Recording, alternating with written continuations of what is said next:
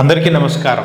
నా పేరు doctor K Satish Kumar, speciality orthopaedic surgeon, V9 hospitals, Begumpet. Regenerative థెరపీలో కొత్త రకాల మాలిక్యూల్స్, కొత్త రకాల టెక్నిక్లు వస్తున్న రోజులు ఇవి.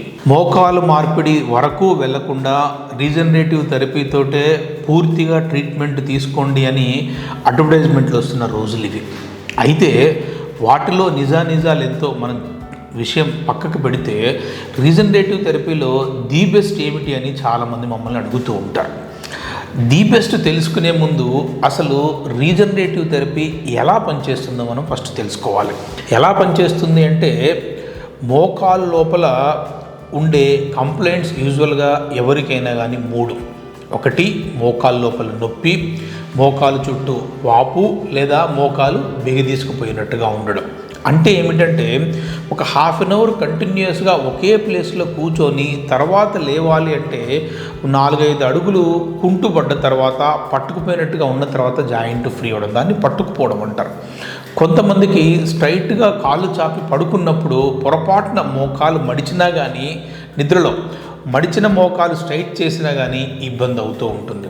ఇంకా కొంతమందికి కిచెన్లో ఎక్కువసేపు ఒకే ప్లేస్లో నిలబడి ఆ వంట రూపంలో ఉండి ఒక హాఫ్ అన్ అవర్ 40 మినిట్స్ తర్వాత అక్కడి నుంచి మళ్ళీ కిచెన్లోంచి బయటికి రావాలంటే చాలా ఇబ్బందిగా ఉంటుంది. ఇది ఒక రకమైన మోకాలు పట్టుకుపోవడం. తర్వాత వాపులు అంటారు. కొంతమందికి మోకాలు ముందు భాగం వాపు ఉంటుంది, చాలామందికి అరుగుదల స్టార్ట్ అవ్వగానే మోకాలు వెనక భాగం వాపు ఉంటుంది. దాన్ని పాప్లిటెల్ సిస్ట్ ఆర్ బేకర్ సిస్ట్ అంటారు. ఇక నొప్పి అంటారా, అరుగుదల స్థాయిని బట్టి, అరుగుదల కారణాన్ని బట్టి, మనం చేసే ఎక్సర్సైజ్ని బట్టి, మనకు తట్టుకునే కెపాసిటీని బట్టి నొప్పి అనేది మారిపోతూ ఉంటుంది అన్నమాట. సో ఈ 3టికి గల కారణం ఏమిటి? మోకాలు అరుగుదల. మోకాలు అరుగుదల అంటే ఏమిటి? మోకాలు లోపల ఉండే గుజ్జు లేదా మెత్తని కార్టిలేజ్, మృదులాస్థి అంటాం కదా. సో ఆ మృదులాస్థి పాడైపోవడాన్ని అరుగుదల అంటాం.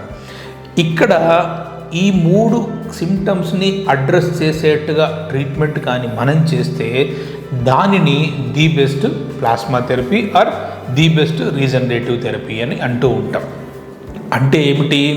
మనం ఏదైతే మాలిక్యూల్ తీసుకుంటున్నామో, ఏదైతే పదార్థాన్ని మోకాలు లోపలికి ఇంజెక్ట్ చేస్తున్నామో ఆ పదార్థానికి ఈ 3టిని తగ్గించే కెపాసిటీ ఉండాలి.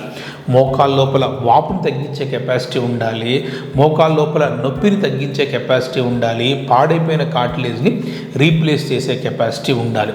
ఈ కెపాసిటీని ఏమంటామంటే anti inflammatory property and regenerative property and lubricating property అంటూ ఉంటాం. అయితే ఈ లూబ్రికేటింగ్ ప్రాపర్టీ అనేది ప్లాస్మా థెరపీతోటి వచ్చే అవకాశాలు చాలా తక్కువగా.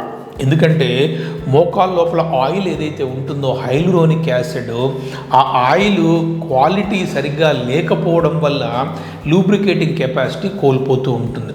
అందుకని మేమేం చేస్తామంటే ప్లాస్మా థెరపీలోనే డ్యూయల్ థెరపీ అని చేస్తూ ఉన్నాం. అంటే ఏమిటి? డ్యూయల్ అంటే 2. సో అరుగుదలకు సంబంధించిన లక్షణాల్లో ఒకటైన ఈ లూబ్రికేషన్ని లోపల ఉన్న ఆయిల్ సరిగ్గా ట్రీట్మెంట్ చేయలేకపోవడం వల్ల ఆ ఆయిల్ని తీసేసి బయట నుంచి తీసుకొచ్చిన ఆయిల్ని ఇంజెక్ట్ చేస్తాం అన్నమాట. Hyaluronic acid, naturally prepared hyaluronic acid. So దీన్ని ఏమంటారంటే సైనోవియల్ ఫ్లూయిడ్ రీప్లేస్మెంట్ థెరపీ లేదా SFRT అంటారు. ఎప్పుడైతే పాడైపోయిన సైనోవియల్ ఫ్లూయిడ్ని మనం తీసేస్తామో, చూడండి కొంతమందికి గోరు చుట్టూ వేస్తుంది, లేకపోతే కొంతమందికి మోకాలు లోపల బాగా వాపు వస్తుంది, లేకపోతే కొంతమందికి ఒక ఏరియాలో రక్తం గడ్డగట్టి తర్వాత చీముగా మారి ఇంత గడ్డలాగా వాస్తుంది. వాళ్ళకి ఇమ్మీడియట్గా ఎప్పుడైతే ఆ చీము తీసేస్తామో 90% నుంచి 95% వరకు పెయిన్ తగ్గిపోతుంది. ఒక చెడు పదార్థం మోకాలు లోపల ఉంటే, చెడు పదార్థము జాయింట్ లోపల ఉంటే, చెడు పదార్థం ఆ యాప్సెస్ లోపల ఉంటే ఏమైపోతుందంటే విపరీతమైన పెయిన్ని కాజ్ చేస్తుంది. అటువంటి దానిని మనం ఎప్పుడైతే తీసేస్తామో, అటువంటి దాన్ని తీసేయగానే ఎట్లా నొప్పి తగ్గిపోతుందో, ఈ మోకాలు లోపల ఉన్న చెడిపోయిన ఆయిల్ని తీసేయడం వల్ల కూడా అంతే నొప్పి ఉంటుంది.